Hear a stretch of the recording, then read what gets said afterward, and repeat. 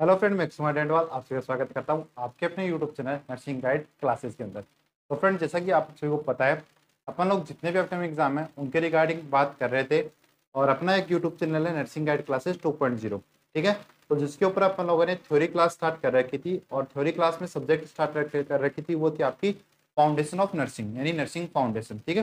तो nursing foundation के अंदर अपन ने इंट्रोडक्शन पोर्शन और वाइटेशन कंप्लीट कर लिए थे। तो आज अपन उन्हीं चीज़ों को रिपीट करेंगे और उन्हीं चीज़ों के मैं एमसीक्यू लेके आया हूँ। ये जितने भी एमसीक्यू है प्रीवियस एग्जाम में कभी ना कभी आए हुए क्वेश्चन है, यानी मैं आपको जो भी वाइटर सन के रिगार्डिंग एमसीक्यू करवा रहा हूँ वो कभी ना कभी किसी न किसी एग्जाम में आए हुए क्वेश्चन है। तो चलिए स्टार्ट करते हैं अपना आज का पहला क्वेश्चन। पहला क्वेश्चन क्या कह रहा है? पहला क्वेश्चन आप लोगों की स्क्रीन के ऊपर है, इसको रीड करें और इसका आंसर दें। ये सारी चीजें मैंने ऑलरेडी आप लोगों को पढ़ा रखी है, तो आपको ये सारे आंसर है वो आने चाहिए। तो पहला क्वेश्चन क्या कह रहा है? The theory that is given by Florence Nightingale. कि जो फ्लोरेंस नाइटिंगेल है उसके द्वारा कौन सी थ्योरी दी गई थी? 21 problem theory, 14 need theory, environmental theory या गोल अटेनमेंट थ्योरी। तो आपकी नर्सिंग फाउंडेशन है, या सॉरी फ्लोरेंस नाइटिंगेल, उसको क्या बोलते हैं? उसको mother of nursing, mother of nursing के नाम से भी जानते हैं, ठीक है। Mother of nursing, pineal of nursing, founder of nursing के नाम से भी इसको जानते हैं, ठीक है। इनका जन्म कब हुआ था? जन्म हुआ था 12 मई 1820 में, और डेथ कब हुई थी? 13 अगस्त 1910 के अंदर। तो अब बताइए कि आपकी जो फ्लोरेंस नाइटिंगेल है उसने कौन सी थ्योरी दी थी? 21 प्रॉब्लम थ्योरी दी थी, 14 नीड थ्योरी दी थी, इन्वायरमेंटल थ्योरी दी थी, या गोल अटेनमेंट थ्योरी दी थी? तो बताइए फ्लोरेंस नाइटिंगेल ने कौन सी थ्योरी दी थी? तो फ्लोरेंस नाइटिंगेल ने थ्योरी दी थी, वो दी थी आपकी इन्वायरमेंटल थ्योरी। तो अपना राइट आंसर क्या चला जाएगा? राइट आंसर चला जाएगा सी, कि जो फ्लोरेंस नाइटिंगेल है उसने इन्वायरमेंटल थ्योरी है वो दी थी। आई बात समझ में? अगले क्वेश्चन पे चलते हैं। अगला क्वेश्चन आप लोगों के सामने है। क्या पूछ रहा है? Sequence of IPR. कि आईपीआर का सीक्वेंस क्या है? Introduction phase, termination phase, pre introductive phase और वर्किंग फेज। मतलब जो आईपीआर होता है उसकी जो फेजेस होती है उनका सीक्वेंस आप लोगों को बताना है। तो बताइए चलिए कि आईपीआर का सीक्वेंस क्या होता है? क्या पहले इंट्रोडक्टिव फेज आती है, क्या पहले टर्मिनेशन फेज आती है, या पहले प्री इंट्रोडक्टिव आती है, पहले वर्किंग फेज आती है? बताइए चलिए, कमेंट करें कौन सी फेज आएगी सबसे पहले, वो बताना आप लोगों को। तो सबसे पहले क्या आएगी? सबसे पहले आएगी आपकी प्री इंट्रोडक्टिव फेज, सी आएगा। फिर इंट्रोडक्टिव फेज आएगी यानी ए आएगा। फिर आपकी वर्किंग फेज आएगी यानी आपका डी आएगा। फिर आपका ए आएगा। तो ये होती है आपकी sequence of IPR. Sequence of IPR आपका ये रहने वाला है, ठीक है। अब मेरा क्वेश्चन ये है कि जो डिस्चार्ज होता है, डिस्चार्ज की प्लानिंग है वो कौन सी फेज में होती है? इंट्रोडक्टिव में होती है, टर्मिनेशन में होती है, प्री इंट्रोडक्टिव में होती है, वर्किंग में होती है? बताइए। तो डिस्चार्ज की प्लानिंग कौन सी में हो जाती है? तो डिस्चार्ज की प्लानिंग हो जाती है आपकी इंट्रोडक्टिव फेज के अंदर। इंट्रोडक्टिव फेज के अंदर पेशेंट को बता दिया जाता है कि भाई आपको इस तारीख को डिस्चार्ज कर दिया जाएगा। हाँ, हो सकता है उसको अपन आगे एक्सटेंड कर लेते हैं। और ये डिस्चार्ज की प्लानिंग है, ये आपकी इंट्रोडक्टिव फेज में क्यों होती है? तो अगर आपकी ये नहीं होगी तो आपका जो वर्किंग फेज है उसमें दो चीजें अराइज होती है। क्या अराइज होता है?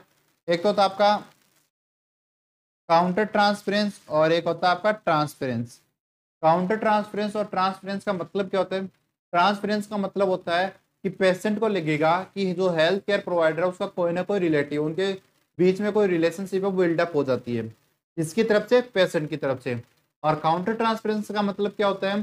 कि हेल्थ केयर प्रोवाइडर को लगेगा कि पेशेंट है वो उसका कोई ना कोई रिलेटिव, यानी हेल्थ केयर प्रोवाइडर की तरफ से पेशेंट के लिए कोई ना कोई रिलेशनशिप है वो डेवलप हो जाती है, इमोशनल रिलेशनशिप है वो बिल्डअप हो जाती है। आई बात में? इन दोनों चीजों से बचने के लिए अपन इंट्रोडक्टिव फेज के अंदर ही डिस्चार्ज की प्लानिंग है वो कर लेते हैं। आगे चलते हैं।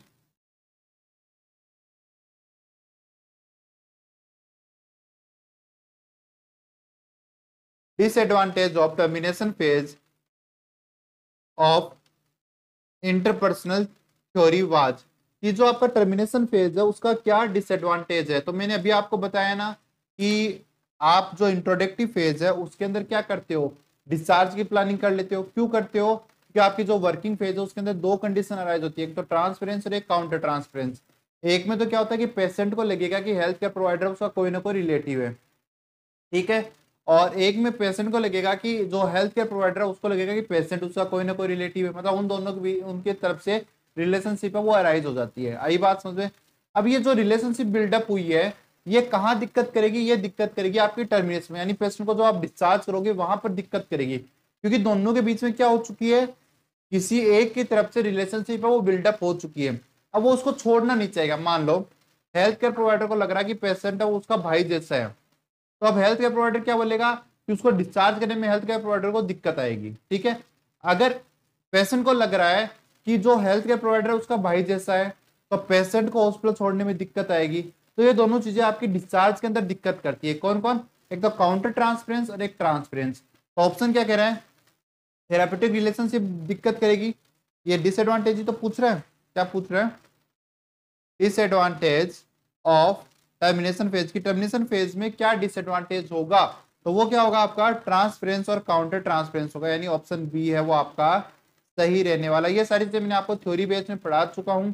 थ्योरी बेस अगर आपको देखना तो अपना जो नर्सिंग गाइड क्लास है 2.0 है उसको आप सब्सक्राइब कर लें, वहां पर आपको ये थ्योरी बेस मिल जाएगा। और उसके बाद मैं आपको ये करा रहा हूँ एमसीक्यू क्लास, ये क्लासेस आपको दोनों चैनल पे उपलब्ध है। अगर आप 2.0 पे देख रहे हो तो सब्सक्राइब कर लें 2.0 को भी, नर्सिंग गाइड क्लासेस को भी, क्योंकि जो एमसीक्यू है वो अपने नर्सिंग गाइड क्लासेस पे रहती है और थ्योरी क्लासेस है वो नर्सिंग गाइड क्लासेस 2.0 पे रहती है। आगे चलते हैं, अगला क्वेश्चन क्या कह रहा है,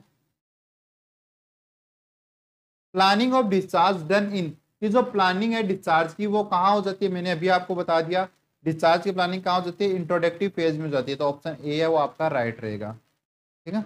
आगे चलते हैं,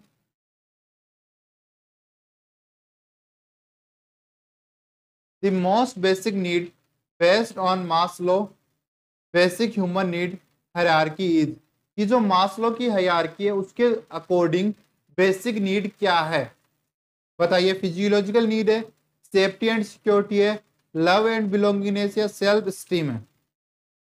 बेसिक नीड क्या है बताइए, चलिए बेसिक नीड के बारे में आपको बताना है, ठीक है। आप आंसर दें, मैं आ रहा हूँ 1 मिनट के अंदर अंदर।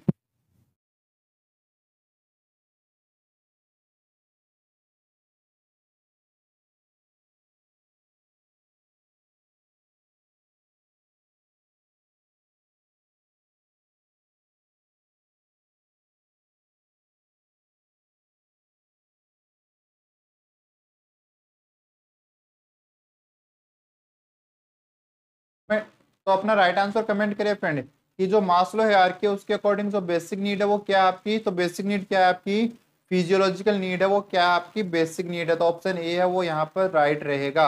आगे चलते हैं,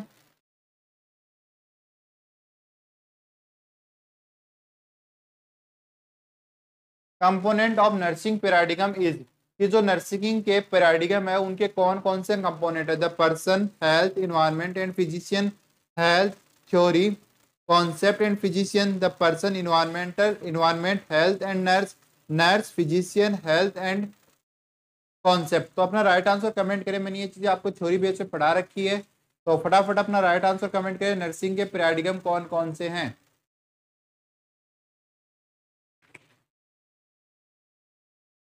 तो कौन कौन से हैं, तो ऑप्शन सी है वो आपका यहाँ पर राइट रहेगा, ऑप्शन सी है वो आपका राइट है। आगे चलते हैं, ये जितने भी क्वेश्चन है ये प्रीवियस ईयर में कहीं ना कहीं आए हुए हैं, किसी न किसी एग्जाम में आए हुए हैं, ठीक है। तो इनको अच्छे से पढ़ें। Instrument that are use for temperature assessment, कि जो इंस्ट्रूमेंट है टेम्परेचर असेसमेंट के लिए वो कौन सा लिया जाता है, थर्मामीटर ये लिया जाता है, स्टेटोस्कोप लिया जाता है, स्पिग्नोमेनोमीटर लिया जाता है या पल्स ऑक्सीमीटर लिया जाता है। तो अपना राइट आंसर क्या रहेगा, टेम्परेचर असेस करने के लिए कौन यूज करते हैं अपन, थर्मामीटर का यूज करते हैं। तो ऑप्शन ए है वो अपना राइट रहेगा। वैसे तो थर्मामीटर है वो बहुत टाइप के होते हैं, जैसे आपका इलेक्ट्रिक थर्मामीटर हो गया, डिस्पोजेबल थर्मामीटर हो गया, ग्लास थर्मामीटर हो गया, ठीक है। लेकिन आपके जो मोस्ट क्वेश्चन बनता है वो दो टाइप थर्मामीटर से बनता है, वो बनता है ग्लास थर्मामीटर से। कि ग्लास थर्मामीटर की अगर मैं बात करूं, ग्लास थर्मामीटर दो टाइप का होता है, एक तो ओरल थर्मामीटर होता है, एक आपका रेक्टल थर्मामीटर होता है, ठीक है। एक आपका होता है ओरल थर्मामीटर, एक आपका होता है रेक्टल थर्मामीटर। अगर मैं ओरल थर्मामीटर की बात करूं, अगर मैं आपके ओरल थर्मामीटर की बात करूं, तो ओरल थर्मामीटर का जो देखो, ये जो थर्मामीटर होते हैं उसके दो पार्ट होते हैं। एक तो पीछे वाला जो हिस्सा होता है वो तो होता है स्टीम, ये इधर से पीछे वाला जो हिस्सा है वो तो होता है स्टीम, और आगे वाला जो हिस्सा होता है वो होता है आपका बल्ब। तो जो ओरल थर्मामीटर होता है उसका बल्ब क्या होता है, लंबा होता है, ठीक है, लॉन्ग होता है। और जो रेक्टल थर्मामीटर होता है उसका बल्ब क्या होता है, शॉर्ट होता है, ठीक है। तो इन चीजों का आपका ध्यान रखना है। थर्मामीटर में भरा क्या होता है, तो मर्क्यूरी फिलअप होती है। क्या भरी होती है, मर्क्यूरी फिलअप होती है। क्यों फिलअप होती है, कि मर्क्यूरी कम प्रेशर के ऊपर और कम टेम्परेचर के ऊपर इजिली मूवमेंट करती है, एक ही डायरेक्शन में मूव करती है, ठीक है। ये हो गया आपका। अगर रेक्टल थर्मामीटर की मैं बात करूं, तो रेक्टल थर्मामीटर को अडल्ट के अंदर,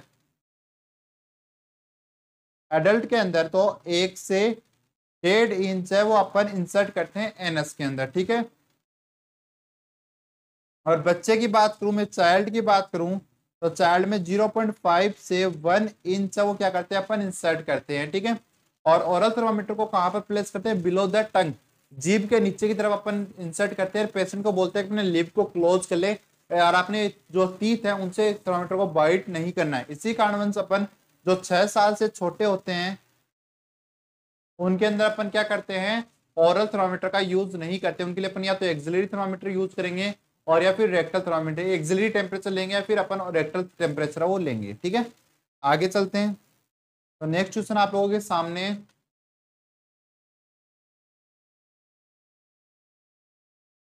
कि what should be use to clean thermometer, के नीचे दिए हुए में से थर्मामीटर को क्लीन करने के लिए क्या यूज रहते हैं, boiling water, chilled water, tape water या ऑयल वाटर। बॉइलिंग यानी गरम गरम पानी, ठंडा पानी, नॉर्मल टेप वाटर या फिर ऑयल वाटर। तो फ्रेंड आपको पता है, अगर थर्मामीटर को बॉयल गर्म पानी से अपन क्लीन करेंगे तो मर्क्यूरी क्या करेगी, मूवमेंट करेगी कि नहीं करेगी, रीडिंग गलत आएगी। चिल्ड से करेंगे तो थर्मामीटर एकदम ठंडा हो जाएगा तो भी रीडिंग आएगी गलत। तो अपन किससे करते हैं, टेप वाटर से अपन क्या करते हैं, यूज करते हैं। अपना ऑप्शन सी है वो राइट रहेगा, ठीक है।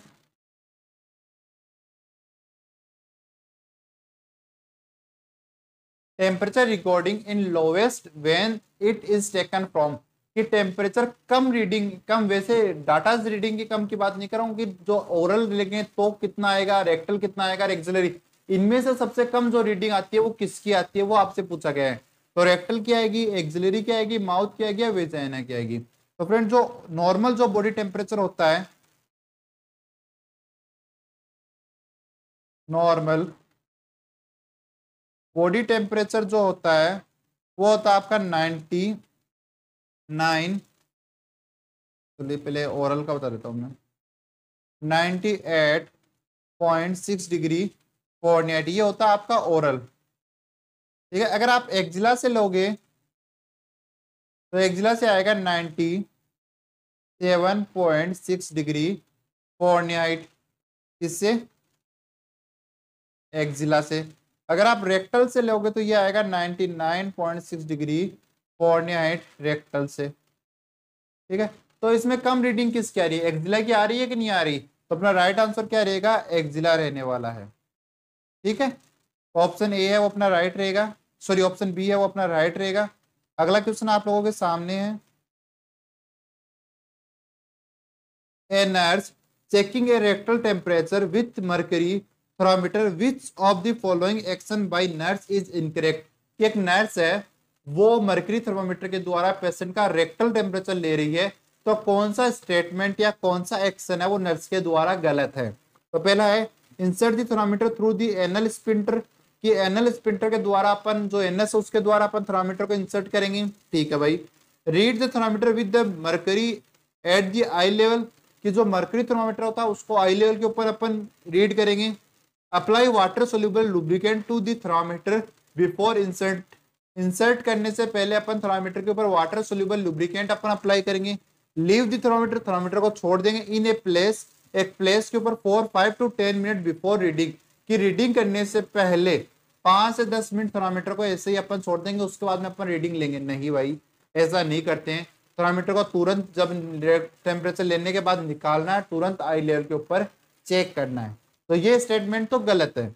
और आगे और देख लेते हैं कि insert the thermometer through anus sphincter, obviously anus sphincter के द्वारा करते हैं।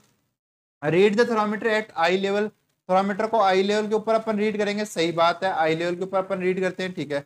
अप्लाई वाटर सोल्यूबल लुब्रिकेंट, अच्छी बात है, लुब्रिकेंट अपन अप्लाई करेंगे, वो भी वाटर सोल्यूबल, जिससे एनल जो स्पिंटर है या एनल ओपनिंग वहां पर कोई इंजरी ना हो। तो ऑप्शन डी है वो अपना गलत रहेगा, कि भाई ये स्टेटमेंट है वो क्या है, गलत है। आगे चलते हैं, क्वेश्चन क्या बोल रहा है।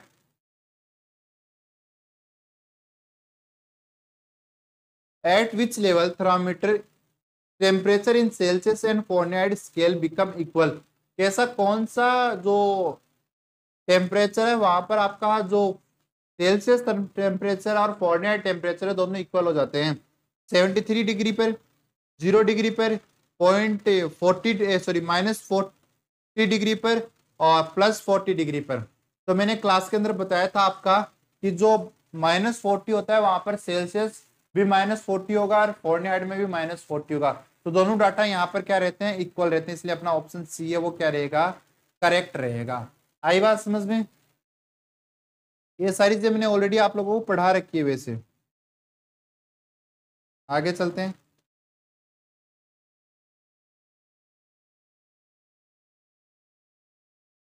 क्या बोल रहा है, the range of body temperature in which body cell work properly, कि ऐसा बॉडी टेम्परेचर से रेंज बताइए आप जहां उसके नीचे अगर टेम्परेचर जाता है और उससे ऊपर अगर टेम्परेचर जाता है तो आपकी बॉडी सेल है वो अच्छे से काम नहीं करेगी। तो आपको एक रेंज बतानी है जहां पर बॉडी सेल है वो अच्छे से काम करती हो। तो फ्रेंड ऑप्शन ये है 34 to 41 degree Celsius, 0 to 100 degree Celsius, 30 to 40 degree Celsius और 30 to 50 डिग्री सेल्सियस। तो बताइए कि आपकी सेल है वो कौन सी रेंज के अंदर प्रॉपरली फंक्शन करती है,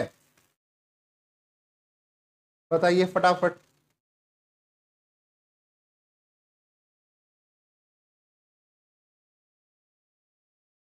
आंसर दीजिए कि कौन सी रेंज के ऊपर आपकी सेल है वो अच्छे से काम करेगी। तो ऑप्शन क्या है, ऑप्शन ए है वो आपका सही रहेगा कि 34 से 41 डिग्री सेल्सियस पर आपकी सेल है वो अच्छे से काम करती है। अगर टेम्परेचर इससे कम या इससे ज्यादा होता है तो आपकी सेल के अंदर इरिवर्सिबल यानी दोबारा से चेंज या नॉर्मल नहीं होने वाला चेंजेस है वो अक्कर हो जाता है। इसके बीच में सेल्स में चेंजेस तो आते हैं लेकिन वो रिवर्सिबल चेंजेस आते हैं।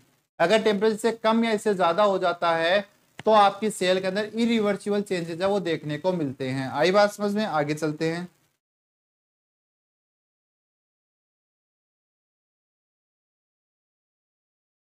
When the body temperature rise 105 degree Fahrenheit और अबोव इट इज कॉल्ड, क्या का बॉडी टेम्परेचर है वो 105 डिग्री सेल्सियस फॉरेनहाइट से ज्यादा चला गया है, ऐसी कंडीशन को आप क्या बोलोगे। तो फ्रेंड फीवर जो होती है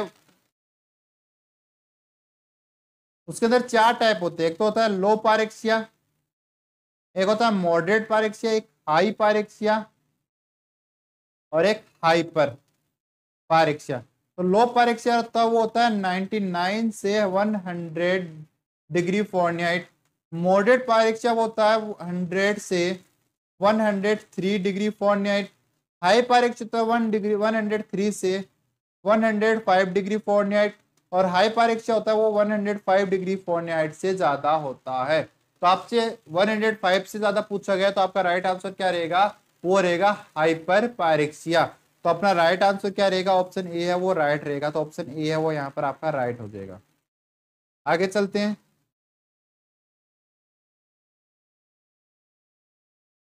कि temperature in children the thermometer is insert in anus up to, कि आप बच्चे का एनएस के यानी रेक्टम के द्वारा टेम्परेचर ले रहे हो तो बताइए कि थर्मामीटर को आप कितना इंसर्ट करोगे, 1 to 1.5 इंच, बी कह रहा है 1.5 से 2.0 इंच, ऑप्शन सी कह रहा है 2.0 से 2.5 इंच या ऑप्शन डी कह रहा है 0.5 से 1.0 इंच। तो अपना राइट आंसर कमेंट करिए। मैंने अभी आपको ये बातें बताई थी फ्रेंड की कितना इंसर्ट करोगे, रेक्टम के द्वारा आप टेम्परेचर ले रहे हो तो थर्मामीटर को कितना इंसर्ट करोगे, फटाफट आंसर दें।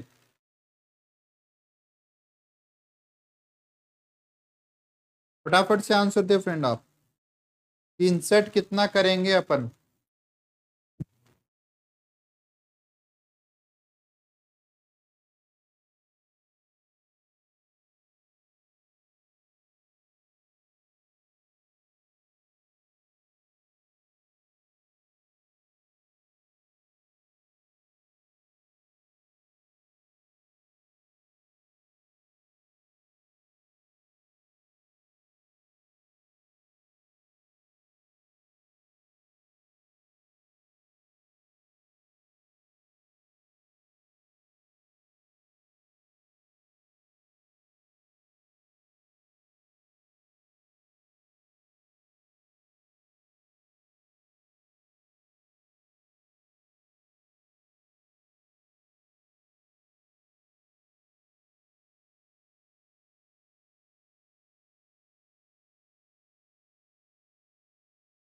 आपका राइट आंसर क्या रहेगा? तो देखिए रेक्टल जो थर्मामीटर की अगर मैं बात करूं, तो रेक्टल थर्मामीटर के अंदर जो अडल्ट होता है उसके अंदर तो अपन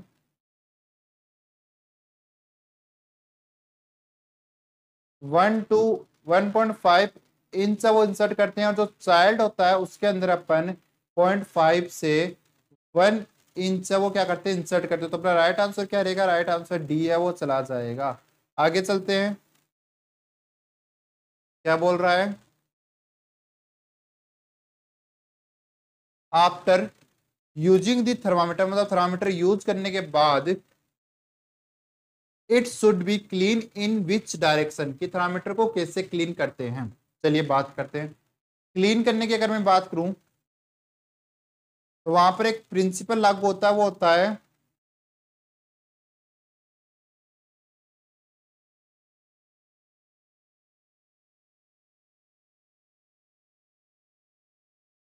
क्या लागू होता है? प्रिंसिपल लागू होता है, वो होता है हाई टू लो कंटामिनेशन। कि जहां पर हाई कंटामिनेटेड है, sorry sorry sorry sorry sorry, एक प्रिंसिपल लागू होता है, वो क्या होता है? लो टू हाई कंटामिनेटेड। यानी जहां पर कम कंटामिनेशन है वहां से ज्यादा कंटामिनेटेड की ओर अपन क्लीन करेंगे, ठीक है। ये प्रिंसिपल लागू होता है। अब अपन बात करते हैं, दो कंडीशन होती है, एक तो टेम्परेचर लेने से पहले और एक टेम्परेचर लेने के बाद। तो पहले और बाद की अगर बात करूं, तो जब आपने पेशेंट के माउथ के अंदर थर्मामीटर को इंसर्ट कर दिया, कौन सा पार्ट इंसर्ट किया? बल्ब वाला पार्ट। तो बल्ब वाला पार्ट क्या हो जाएगा? ज्यादा इंफेक्टेड हो जाएगा, और स्टीम क्या हो जाएगी? कम। और जब आपने अभी इंसर्ट नहीं किया है, तो आपका स्टीम तो क्या है? ज्यादा है इंफेक्टेड, और बल्ब क्या है? कम इन्फेक्टेड है। अब मेरे को बताइए कि आप कहां से कहां इंसर्ट करोगे। तो आपको बाद में पूछा है, तो कम से ज्यादा की तरफ करते हैं, तो अपन क्या करेंगे? स्टीम से बल्ब की ओर करेंगे टेम्परेचर लेने के बाद। तो अपना राइट आंसर क्या चला जाएगा? Bulb to stem. और लेने से पहले कैसे करेंगे? तो वो करेंगे अपन, सॉरी, टेम्परेचर लेने के बाद कम से ज्यादा की तरफ करते हैं। तो ज्यादा वाला कौन सा है? बल्ब। और कम वाला कौन सा? स्टीम। तो स्टीम से बल्ब की ओर करेंगे, तो ऑप्शन बी है वो अपना यहाँ पर राइट रहेगा। मैं एक बार दोबारा आपको समझाता हूँ, थोड़ा कंफ्यूजन हो गया था, ठीक है। और लेने से पहले, टेम्परेचर लेने से पहले अपना स्टीम तो क्या है? ज्यादा इन्फेक्टेड है, और बल्ब क्या है? कम इन्फेक्टेड है। तो टेम्परेचर लेने से पहले कैसे करेंगे? बल्ब टू स्टीम क्लीन करेंगे, ठीक है। अब मैं दोबारा आपको ये चीज समझा देता हूँ। देखो फ्रेंड, क्लीन करने के लिए अपन एक प्रिंसिपल काम में लेते हैं, वो लेते हैं अपन less contaminated to high contaminated. अब देखिए आपके घर में एक इधर कचरा पड़ा है, एक इधर कचरा पड़ा है, ये कम कचरा है, ये ज्यादा कचरा। तो आप ज्यादा वाले को कम की तरफ लाओगे, या कम वालों को ज्यादा की तरफ लाओगे? ऑब्वियसली कम वालों को ज्यादा की तरफ लाएंगे, क्योंकि ये इजीली यहां से क्लीन आउट हो जाएंगे। आई बात समझ में? अब टेम्परेचर लेने के बाद आपका जो स्टीम वाला एरिया ना, वो ज्यादा इन्फेक्टेड हो जाता है, सॉरी बल्ब वाला एरिया वो ज्यादा इन्फेक्टेड हो जाता है स्टीम की तुलना में, ठीक है। तो ये ज्यादा इन्फेक्टेड है, ये कम इन्फेक्टेड है। क्लीन कैसे करते हैं? कम से ज्यादा की तो लेने के बाद स्टीम टू बल्ब की ओर क्लीन करेंगे। आंसर मिल गया आपको, ठीक है। और टेम्परेचर लेने से पहले बल्ब तो कम इन्फेक्टेड होता है, और स्टीम क्या होता है? ज्यादा इन्फेक्टेड होता है। तो कम से ज्यादा की ओर करेंगे, ठीक है। और रोटेटिंग मैनर में करेंगे, ऐसे घुमाते घुमाते, ठीक है। और एक बार आपने जो गोज क्लीन करने के लिए काम में ले ली, उसको दोबारा काम में नहीं लेना। और क्लीन किससे करते हैं? तो क्लीन करने के लिए अपन यूज लेते हैं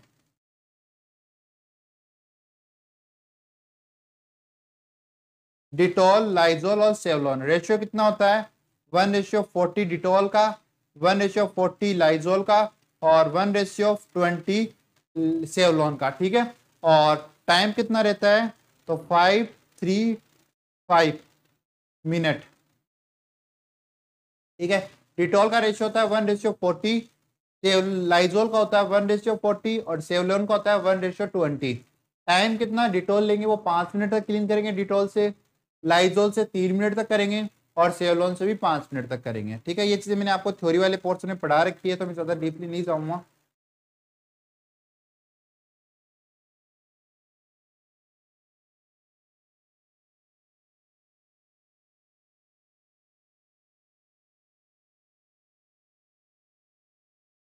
क्या बोला है, during oxidation of 1 gram protein production of heat. तो देखो फ्रेंड, तीन चीज होती है, एक होता है आपका प्रोटीन, एक होता है आपका कार्बोहाइड्रेट, और एक होता है आपका फैट। तो प्रोटीन से एनर्जी बनती है वो 4 किलो कैलोरी बनती है, कार्बोहाइड्रेट से ही 4 किलो कैलोरी, और फैट से बनती है वो 9 किलो कैलोरी बनती है। तो आपसे प्रोटीन का पूछा गया, यानी आपका क्या रहेगा राइट आंसर, 4 किलो कैलोरी रहेगा। तो ऑप्शन ए है वो आपका राइट रहेगा। आगे चलते हैं।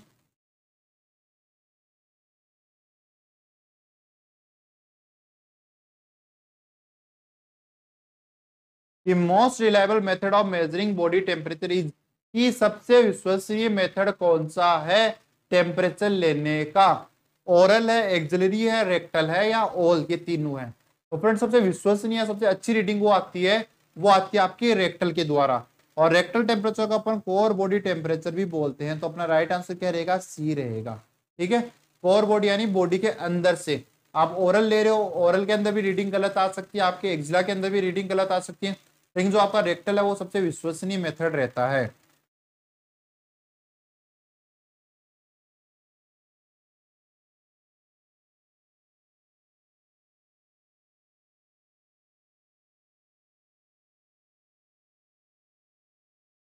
क्या है, the clinical thermometer indicate temperature in degree Fahrenheit from, की जो आपका क्लिनिकल थर्मामीटर होता है उसमें रीडिंग कितने से कितने तक होती है? तो बताइए, 94 से 108, 96 से 108, 95 से 110, और 96 से 110। तो कितनी रीडिंग होती है, फटाफट आंसर दे।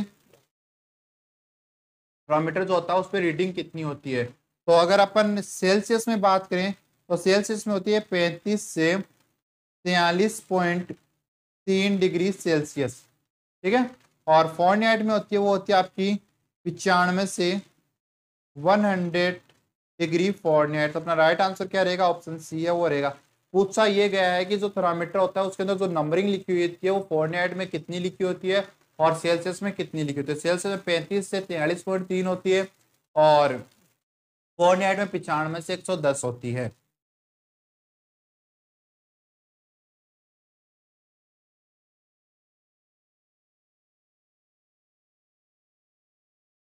ओके, नेक्स्ट क्वेश्चन क्या कह रहा है, how long should a nurse wait taking cold milk for recording oral temperature? की एक पेशेंट है जिसने गरम गरम दूध है वो लिया है अभी, तो रिकॉर्ड यानी ठंडा ठंडा ठंडा है वो मिल्क लिया है अभी उसने, तो आप टेम्परेचर लेने के लिए कितने समय का वेट करोगे? तो फ्रेंड जो वेट करती है नर्स वो 15 से 30 मिनट का वेट करते हैं अपन। ठीक है, 15 से 30 मिनट का। तो ऑप्शन क्या करें, 5 से 10 मिनट वेट करेंगे, 10 से 20 मिनट वेट करेंगे, 20 से 30 मिनट वेट करेंगे, 30 से 40 मिनट वेट करेंगे। तो फ्रेंड आपको लग रहा होगा ऑप्शन और बी और सी में कंफ्यूजन। तो देखिए ऑप्शन बी के अंदर 10 से 20 दिया गया, लेकिन वो 15 से कम है। मिनिमम 15 तो होना चाहिए, तो मिनिमम 15 तो उसमें नहीं दिया गया, उसमें तो मिनिमम 10 दिया गया है, तो वो तो अपना सही नहीं हो सकता। तो ऑप्शन सी को अपन को करेक्ट करना पड़ेगा। इस कारण से अपना ऑप्शन सी है वो क्या रहेगा, करेक्ट रहेगा। ठीक है, आगे बात करते हैं।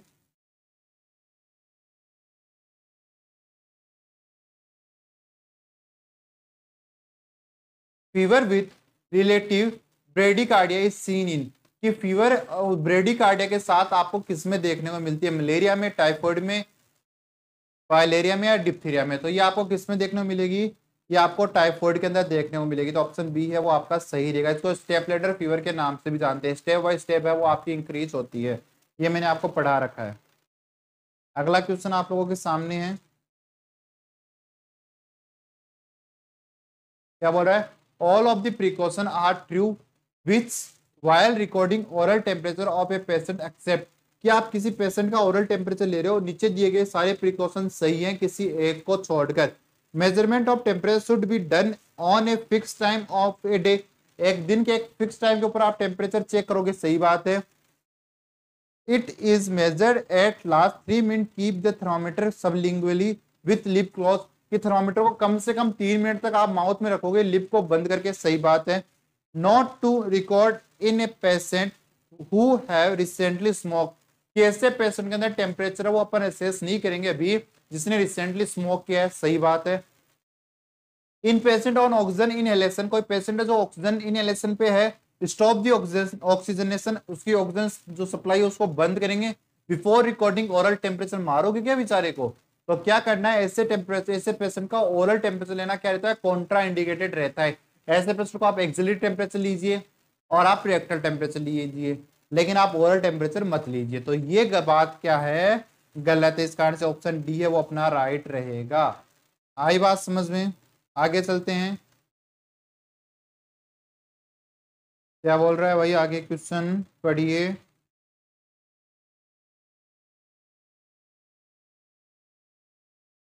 All of the following are nursing intervention for a patient with high fever except, की नीचे जो ये सारे प्रिकॉशन है वो एक हाई फीवर वाले पेशेंट के लिए सही है, एक को छोड़कर। गिव कोल्ड स्पंज बाथ, भाई टेम्परेचर ज्यादा है, कोल्ड स्पंज बाथ दे देंगे। चेक वाइटस एंड वाइटसन चेक करेंगे। एडमिशन मेडिसिन एज प्रिस्क्राइब, जो मेडिसिन वो प्रिस्क्राइब की हुई है वो अपन करेंगे। Restriction fluid intake, fluid intake के लिए मना करेंगे, नहीं भाई फ्लूड इंटेक के लिए मना नहीं करेंगे, उसको फ्लूड देंगे। इस कारण से अपना ऑप्शन डी है वो राइट रहेगा कि भाई फ्लूड इंटेक रेस्ट्रिक्ट नहीं करते हैं, उसको फूड इनटेक के लिए अपन एडवाइज करते हैं। अगला क्वेश्चन है, क्या बोल रहा है, all of the following are precaution in the care of patient with high fever except, कि नीचे दिए हुए में से सारे प्रिकॉशन है वो एक हाई फीवर वाले पेशेंट के लिए सही है, किसी एक को छोड़कर। तो ये क्वेश्चन आप लोगों के लिए, आप इसका आंसर दोगे कमेंट बॉक्स में, जिससे मेरे को पता चलेगा कौन कौन से बच्चे यहाँ तक आए हैं। और कल की क्लास में अपन यहीं से स्टार्ट करेंगे। आपको दिख रहा होगा इधर आपके पास अभी 28 स्लाइड हुई है, टोटल 66 स्लाइड अपने पास अभी भी अवेलेबल है।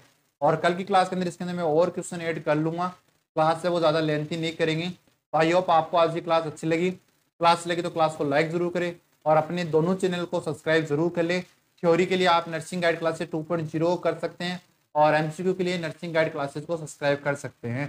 Thank you friend.